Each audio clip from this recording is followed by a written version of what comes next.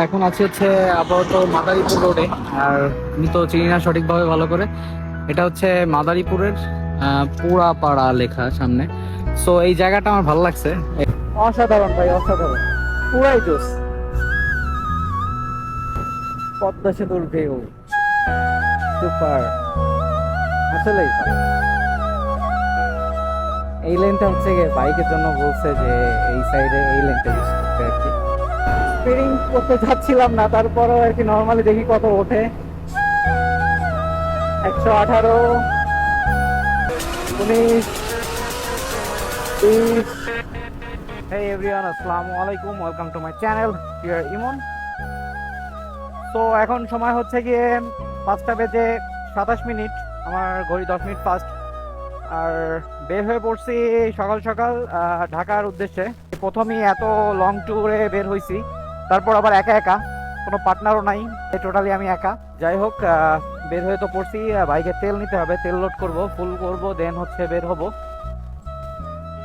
এখন শিরোমণিতেই আছি। আর দেখি এখন যাব হচ্ছে গিয়ে পাম্পে। পাম্পের কাছে চলেও আসছি, ফুল লোড করব।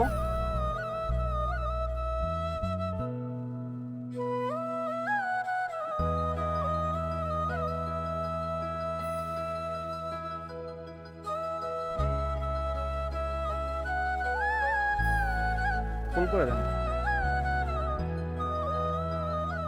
ফুল ফুল ফুল।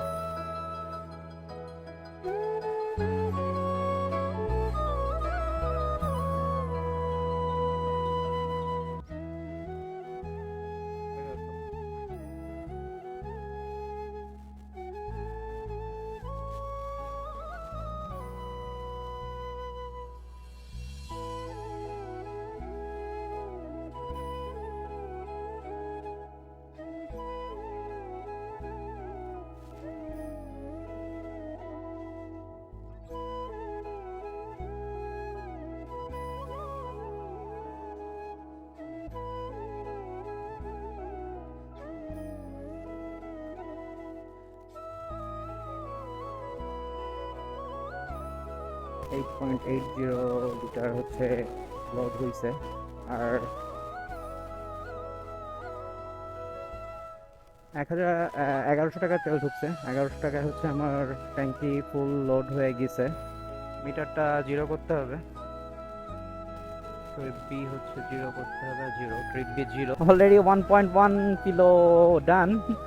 যাই হোক, থাকলো, মেইন মিটারই থাকুক। যাই হোক, এখন হচ্ছে সেফলি রাইড করতে হবে।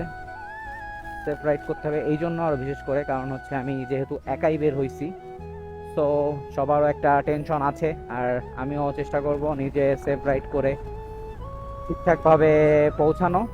এখনো আলো উঠি নাই ঠিকঠাক, ভিডিওর কোয়ালিটি আপনারা ভালো পাইতেছেন না, এটা আমি মানে একদম শিওর। হলে হচ্ছে আমি সামনে যে ভালো হোক, দেন ভিডিওতে আসি, এটাই মনে হয় আমার কাছে ভালো হয়। তো সামনে যে দেখা হচ্ছে আমাদের আবার। এখন হচ্ছে আপনার রোদ উঠে গেছে অলরেডি, আর কুয়াশা ছিল এতক্ষণ আরো ওয়েদারটা সুন্দর ছিল, এখনো দেখতে পাচ্ছেন হয়তো বা, এই জন্য ক্যামেরাটা অন করলাম।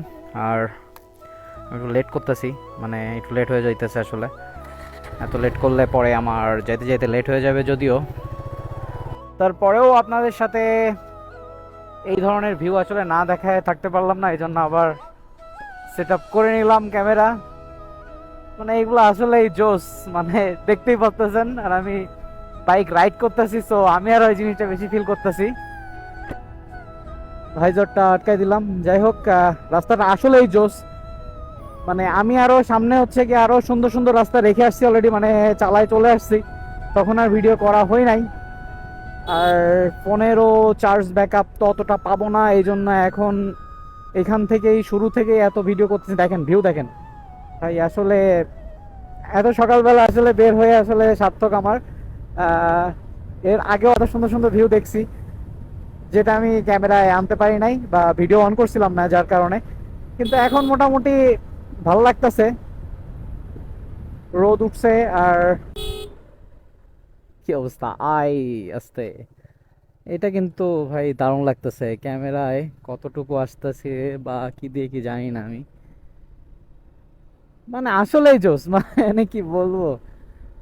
এই জন্যই মানুষ আসলে ঘুরতে বের হয় এবং এগুলো উপভোগ করে।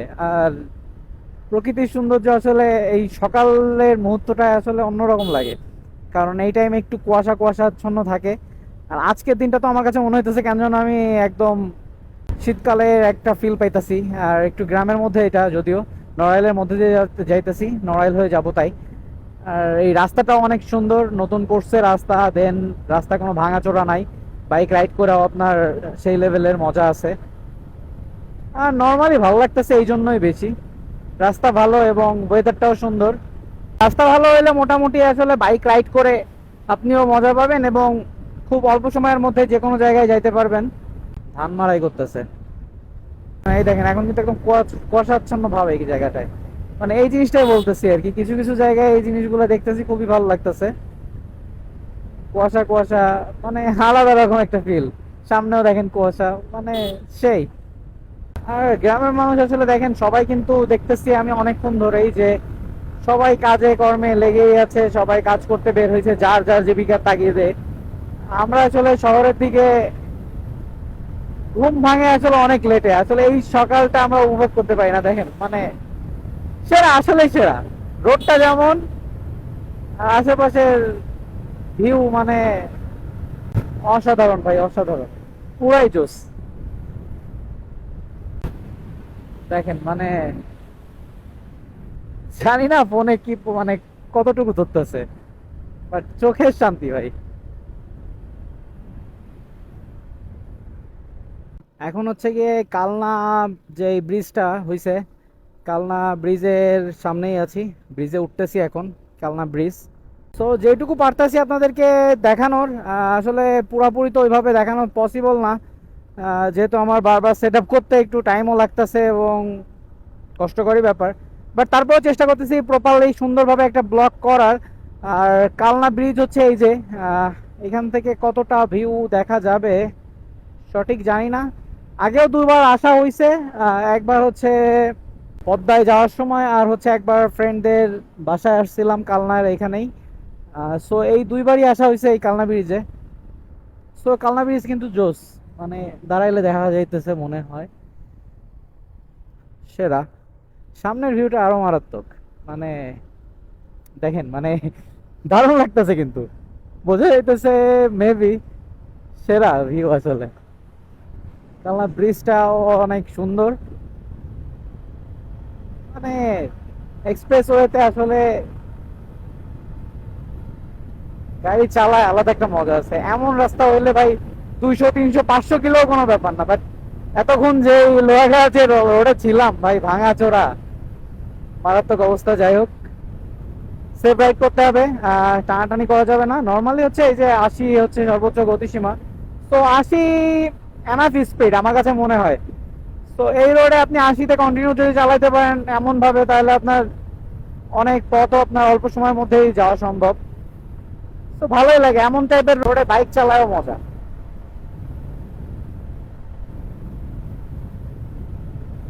সামনে কিছু দূর সামনে হচ্ছে টোল প্লাজা আছে, টোল দিয়ে দেন হচ্ছে সামনের দিকে যাইতে হবে আর কি। কিছু দূর যে হচ্ছে আবার গোপালগঞ্জের ভাটিয়াপাড়া, রাইট, মেবি ভাটিয়াপাড়ার ওই দিক হয়ে যেতে হবে।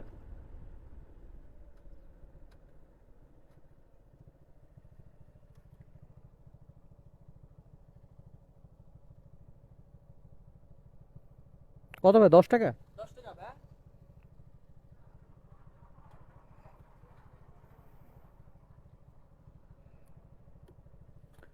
টোল 10 টাকা।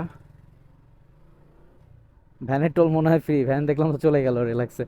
ভ্যান নর্মালি এভাবে যায়, যায় না, সাইড দিয়ে লেন থাকে, এটা সাইডের লেন বন্ধ মনে হয়।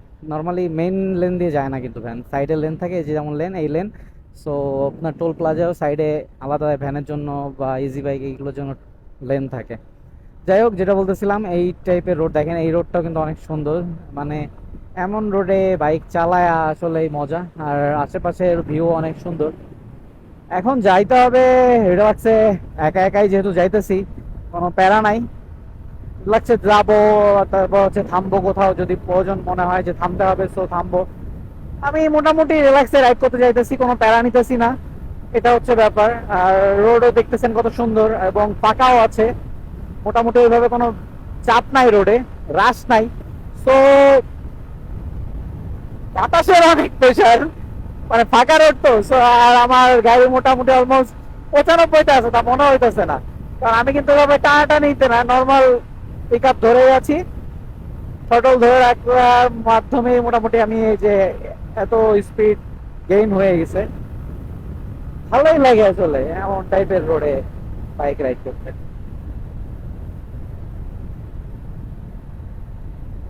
ভয়েস কোয়ালিটি কেমন আসতেছে জানি না, কারণ প্রচুর পরিমাণে হচ্ছে গিয়ে আপনার বাতাস বাড়তেছে আমার হেলমেটে, আমি ফিল করতেছি। এখন সাউন্ডের কি অবস্থা আমি জানি না, যদিও আমি ভাইজার নামাই দিছি, দেখা যাক বাদ বাকি কি হয়। বাস স্ট্যান্ডে মানে এত বাস কেন? ও আচ্ছা, এটা হচ্ছে কি আপনার আহ, গোপালগঞ্জের ভাটিয়াপাড়া, মেবি ভাটিয়াপাড়ায় এইদিকে, এটাই তো ভাটিয়াপাড়া মনে হয়। দাঁড়ান, হ্যাঁ ওই তো, হ্যাঁ ভাটিয়াপাড়া গোপালগঞ্জ ঢাকা। ঢাকা কোন দিক?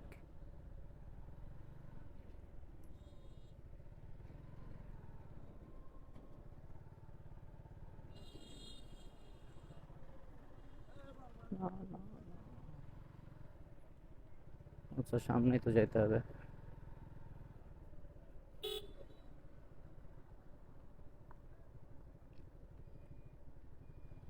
ঢাকা তো এই রোডে না মামা, ফরিদপুর ঢাকা। হ্যাঁ ওই যে ফরিদপুর লেখা সামনে, খেয়াল করতে পারি না। এখানে হচ্ছে কি অনেকগুলো চত্বর তো, আসলে চারটা রাস্তা গেছে, এই জন্য একটু প্যাচ খেয়ে গেছি। তবে ব্যাপার না। আহ, এই যে এটা হচ্ছে ফরিদপুর 60 কিলো, ভাঙ্গা 38 কিলো, ঢাকা 120 কিলো। তো ইনশাল্লাহ অলমোস্ট তো চলেই আসছি বলা যায়। কত কিলো রাইড করা হয়ে গেছে অলরেডি? ও বেশি চালানো হয় না, 58 কিলো চালাইছি। যাই হোক, আস্তে ধীরেই যাইতেছি।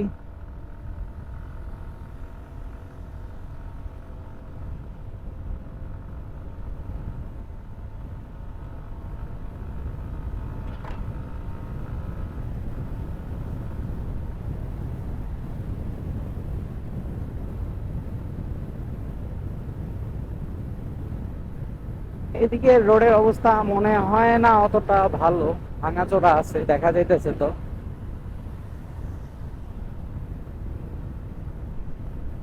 ভাই প্রচুর প্রেশার নিতেছে, মানে এত কি দরকার? যাই হোক, এটা যার যার ব্যাপার।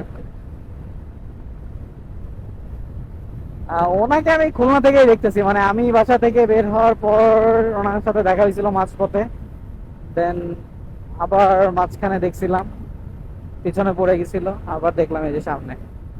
সো এরপর হচ্ছে ফরিদপুর বা ভাঙা যাই, দেন হচ্ছে আবার ভিডিওতে ফিরবো, কারণ এই রোডে আর কন্টিনিউ করে আমার মনে হয় না কোনো লাভ আছে।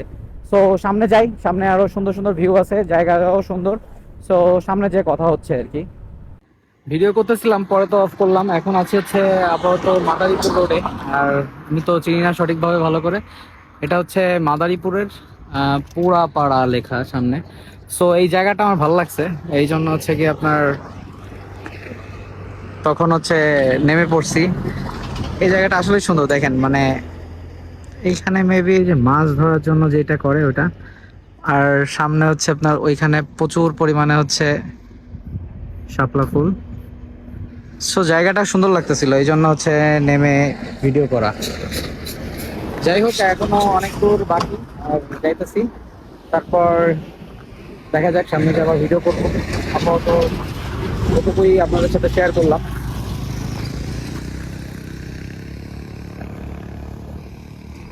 এখন হচ্ছে ফরিদপুর এই সাইডে, এখন ভাঙ্গাতে আছি।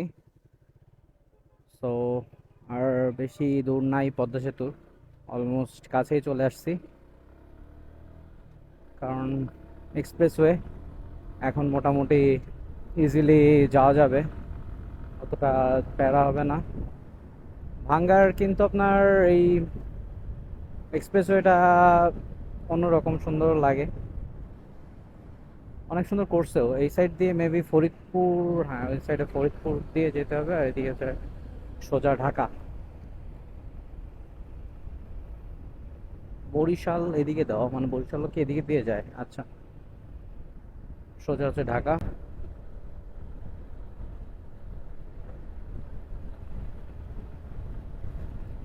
এখানে আসলে বলার মতো কিছু নাই। বাংলাদেশে মোটামুটি এই যে এই রোডগুলা এখন এই এক্সপ্রেসওয়ে করে তারপরে পদ্মা সেতু হওয়ার পরে এখন ঢাকায় যাওয়া আসলে অনেক অনেক বেশি ইজি হয়ে গেছে। আগে একটা সময় ঢাকায় যাওয়ার কথা মানুষ সহজে ভাবতে পারতো না বাইক নিয়ে, অনেক কষ্ট করতে হইতো আর কি, কারণ লঞ্চ পারাপার, ফেরি পারাপার অনেক ঝামেলা ছিল।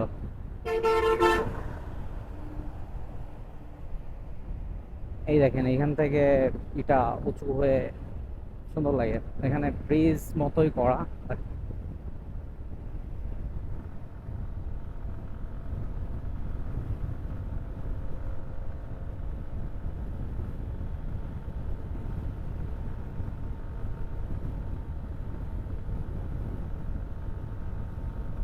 আর ব্যাপার হইতেছে যে এখানে বেশি টানাটানি আসলে করারও প্রয়োজন মনে হয় না, এবং আপনার ওভারটেকিং করা আসলে উচিত না। আপনার সিঙ্গেল লেনে আপনার এইভাবে ওভারটেকিং করতেও হবে, খুব বাস যায় না। তবে নর্মালি মাঝে মধ্যে করার দরকার হয়, করলেন সেটা আলাদা ইস্যু, কিন্তু খুব যে আগে যাওয়ার জন্য করতে হবে।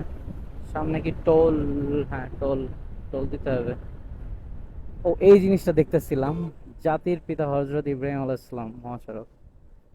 এই ব্যাপারটা ভালো লাগছে আসলে, মানে ছিল দেওয়া জাতির পিতা বঙ্গবন্ধু শেখ মুজিবুর রহমান,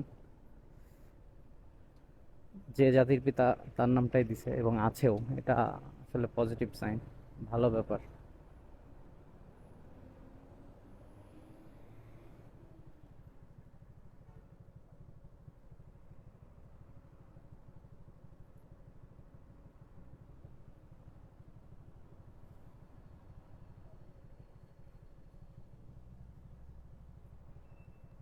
দুটা টোল দিতে হলো, দুইটা টোল দিছি।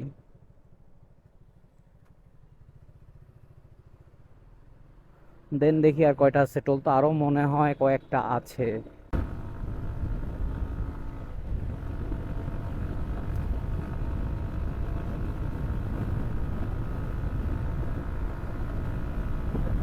নর্মালি আসলে এখানে ভালোই লাগে। আর এমন একটা সময় ছিল, এমন একটা সময় ছিল মানে আজ থেকে কিছু বছর, 2-3 বছর আগেও ঢাকায় যাইতাম আসতাম, তখন হচ্ছে গিয়ে আপনার বাসে করে যাওয়ার সময় দেখতাম এগুলা আর ভাবতাম যে কখনো যদি নিজের বাইক নিয়ে আসতে পারি। আর ইনশাল্লাহ এখন নিজের বাইক নিয়ে আমি একা একা যাইতেছি ঢাকায়, যেখানে মন চাইতেছে দাঁড়াইতেছি, মানে ভালো লাগতেছে আসলে ব্যাপারগুলা, সুন্দর। আর আজকে তেমন দেখতেছি চাপ নাই, অন্যান্য দিন মোটামুটি তারপরও চাপ থাকে, আজকে তেমন পরিমাণে আমি চাপ দেখতেছি না, এটা একটা ভালো ব্যাপার। তো হচ্ছে ব্যাপার।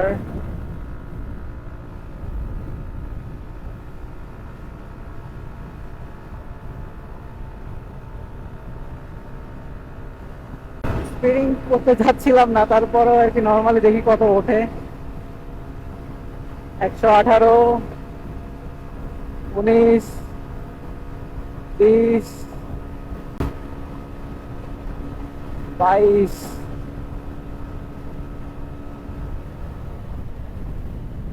থাক, দরকার নাই, রিস্ক নেওয়া যাবে না, সামনে বাস ট্রাক সবই আছে। তো নর্মালি 122 উঠে গেছে, উঠবে আরো উঠবে, মানে বুঝতেছিলাম আরো উঠবে, টাইম দিলে আরো উঠতো।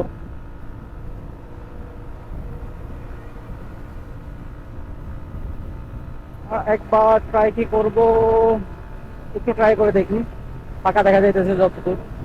রিস্ক নেবো না আর কি, এটা হচ্ছে মূল ব্যাপার, রিস্ক নিয়ে পাও স্পিডিং করার কোনো মানে হয় না।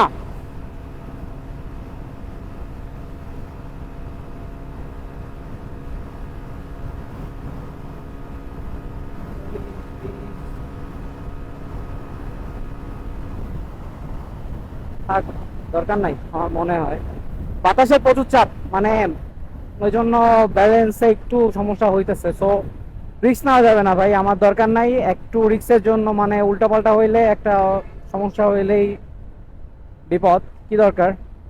তো আর আমি স্পিডিং করবো না, যা করছি অনেক করছি, কারণ আমি তো আর স্পিডিং করতে আসি নাই, আমি রিল্যাক্সে যাব, এটাই হচ্ছে টার্গেট আমার। তারপরে এমনি হচ্ছে ফাঁকা ছিল, এই জন্য ট্রাই করলাম, না হলে আমি করতাম না। এই জায়গাটা কিন্তু অসাধারণ লাগে, কতবার আসছিলাম যখন ফ্রেন্ডরা মিলা, যদিও এক্সপ্রেসওয়েতে দাঁড়ানোর নিয়ম নাই বা দাঁড়াইতে হয়ও না, তারপরেও হচ্ছে গিয়ে আমরা দাঁড়াইছিলাম। এই জায়গাটা আসলে অনেক সুন্দর, মানে একটা নদী, মেবি, হ্যাঁ নদী সাইড দিয়ে গেছে এবং অনেক ভাল লাগে।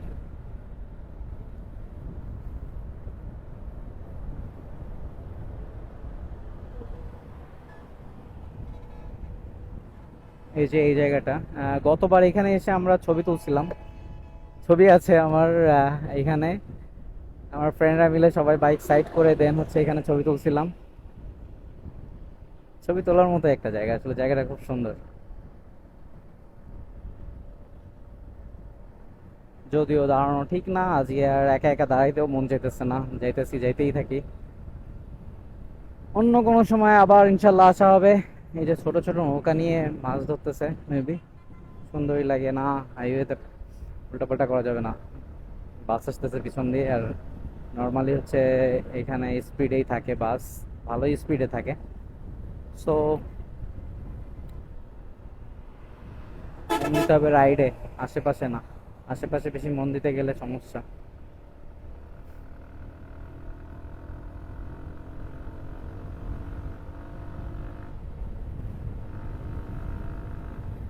একটা জিনিস দেখছি, আপনার বাইক যদি একটু টানাটানি করা হয়, এরপরে মোটামুটি কেন যেন মনে হয় আরো স্মুথ হয়ে গেছে, মানে তারপর যদি আস্তে চালানো হয়, ইঞ্জিনটা ছেড়ে দেয় আর কি, ছেড়ে দেওয়ার কারণে মনে হয় এরকম ইজি হয়ে যায়।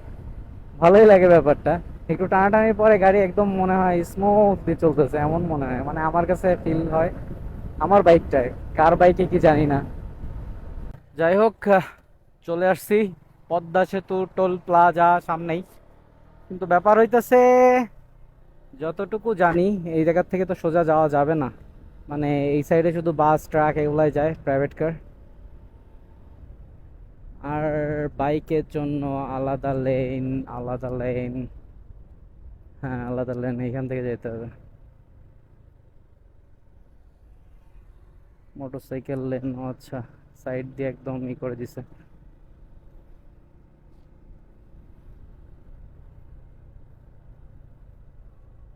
একদিকের থেকে ভালো, টোটালি আলাদা একদম। স্বপ্নের পদ্মা সেতু, পদ্মা সেতুতে ফার্স্ট টাইম নিজের বাইক নিয়ে উঠতেছি, তারপরও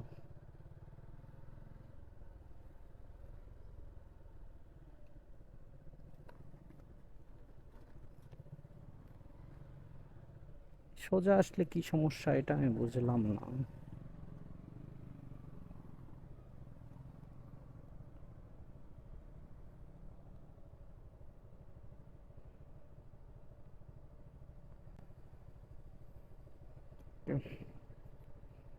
পদ্মা সেতুর টোল হচ্ছে গিয়ে 100 টাকা বাইকে।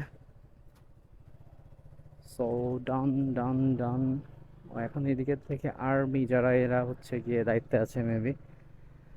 হুম, অ্যাট লাস্ট হচ্ছে কি আপনার পদ্মা সেতুতে উঠতেছি নিজের বাইক নিয়ে, আলাদা একটা ব্যাপার আসলেই।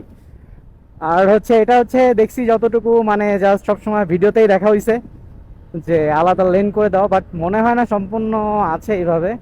এতে কিছু দূর পর্যন্ত দেওয়া, এরপরে ওইভাবে নাই। এরপরে নর্মালি মানুষ সাইড দিয়ে যাইতেছে।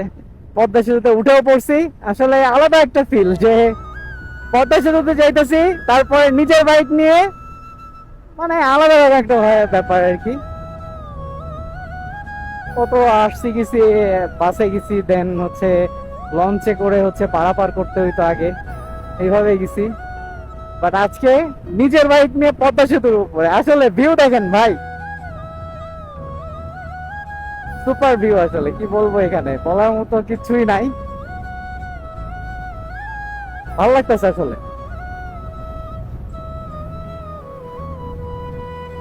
দারুণ ভিউ, দারুণ। পদ্মা সেতুতে আসলে কি বলবো, আমি মোটামুটি কিছু বলতে পারতেছি না। যাই হোক, এত এক্সাইটমেন্ট কাজ করাইলে হবে না, এনজয় করতে হবে। আর হচ্ছে এখানে বাস থামাইছে কেন?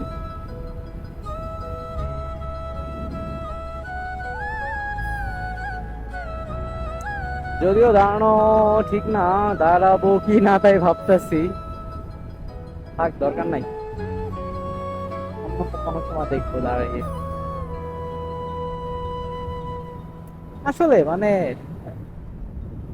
অনেক বড় পদ্মা সেতু তো, এমনি অনেক বড়। আর তারপর হচ্ছে এই যে এই লেনটা কেন যেন টোটালি ফাঁকা আজকে এখন।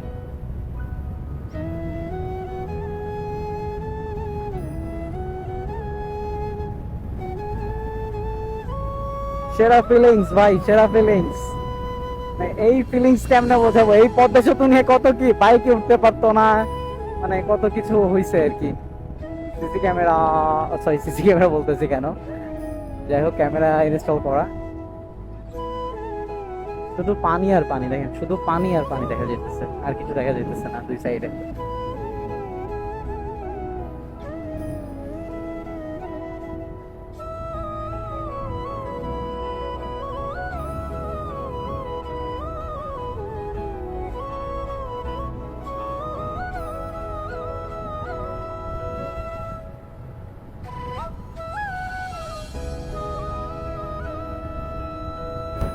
পদ্মা সেতুর ঢেউ সুপার, আসলেই ভালো।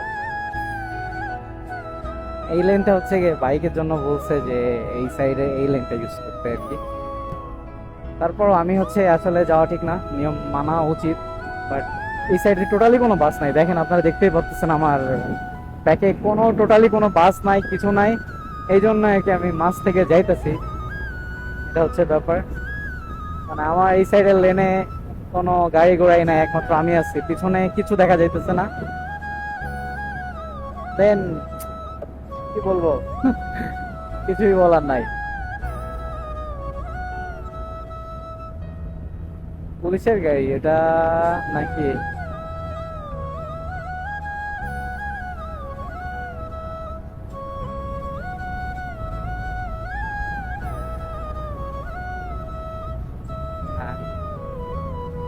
Petrol team.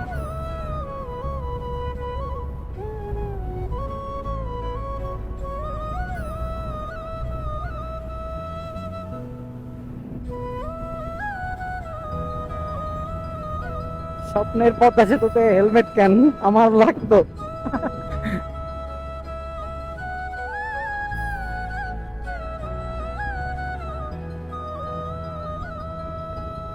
যাই হোক, ভাইজারটা উঠাই দিছি, আসলে সুন্দর বাতাস হইতেছে,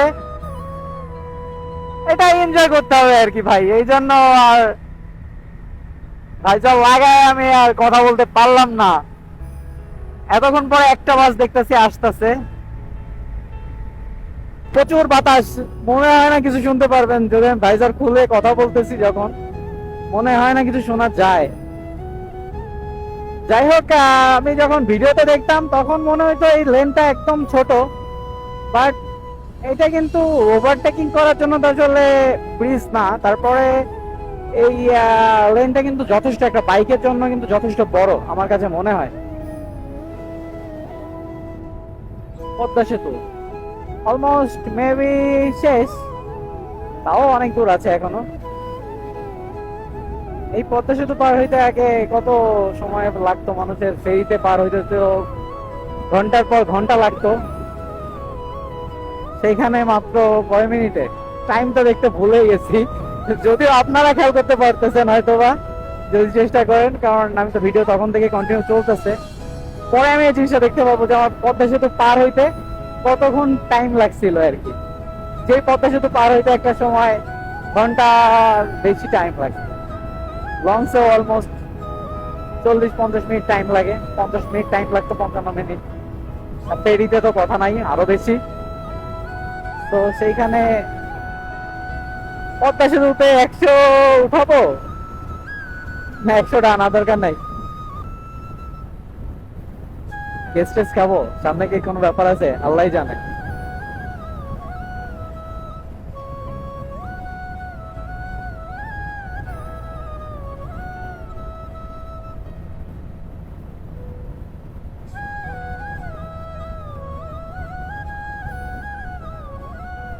যাই হোক, এই হচ্ছে ব্যাপার। আর পদ্মা সেতু অলমোস্ট শেষ, পদ্মা নদী তো শেষ, এখন হচ্ছে গিয়ে সামনে নামতে হবে। তাই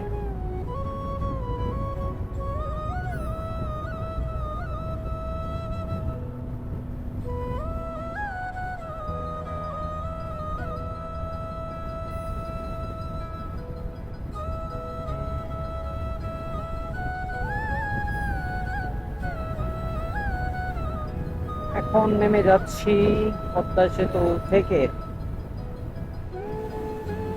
এটা হচ্ছে রেল লাইন গেছে, নিচ দিয়ে যেটা গেছিল ওটা হচ্ছে ওই সাইডে হচ্ছে রেল লাইন।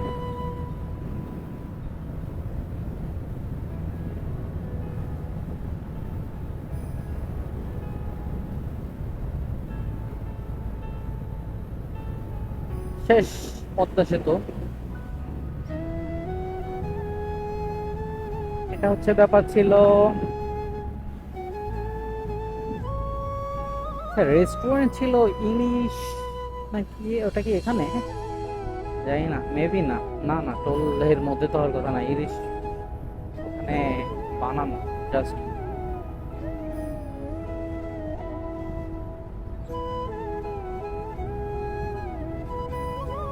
আচ্ছা, এইখানে ওখান থেকে যারা এন্ট্রি করতেছে তারা ওই লাইন থেকে ঢুকতেছে, এইখান থেকে যারা বের হচ্ছে তারা বের হয়ে যাচ্ছে। ভালো। আমি যদিও ভিডিওটা শুরু করছিলাম ওখান থেকে, তখন থেকে হচ্ছে 9 মিনিট, অলমোস্ট 10 মিনিট হয়েছে।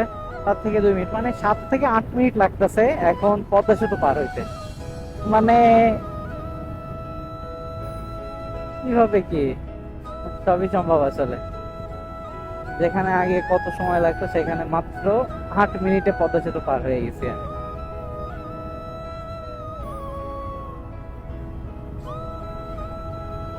এক্সপ্রেস ওয়ে এই জন্য হচ্ছে বেশি টাইম লাগার কথা না, এখন যতদূর যাইতে পারি। আর এই পরে যে আমি কিন্তু টোটালি চিনি না, মানে আগে হচ্ছে পদ্মা সেতু পর্যন্ত আসা হয়েছে, বাট উপরে উঠি নাই। লাস্ট এবার আসছিলাম, ফ্রেন্ডরা ওরা ছিল, ওরা বলছিল যাবে না, এই জন্য ওঠা হয় নাই। এত সুন্দর করছে রেস্টুরেন্ট মেবি। আর এবার ঠিকই একা একা চলে আসছি, পদ্মা সেতু পারও হয়ে গেলাম, এখন ঢাকার উদ্দেশ্যে যাইতেছি। সো আস্তে ধীরে যেতে হবে আর কি। ফটো ফটোশুট চলতেছে, আমাকে যে কেউ ছবি তুলে দেবে এমন কেউ নাই। নিজে নিজে আর কি ছবি তুলবো, এর থেকে এনজয় করতে করতে চলে যাই।